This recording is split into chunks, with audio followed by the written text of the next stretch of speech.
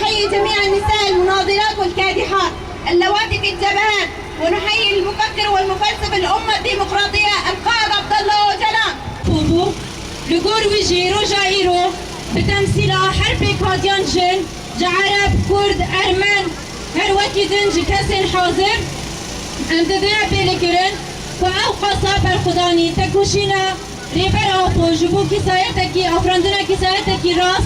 نشكر الرفيقة جوليا على كلمة الفائدة. فسترون أن صورة القائد مرسومة في قلوبنا، فنحن نتبع فلسفة القائد الديمقراطية التي تطلب بحرية المرأة.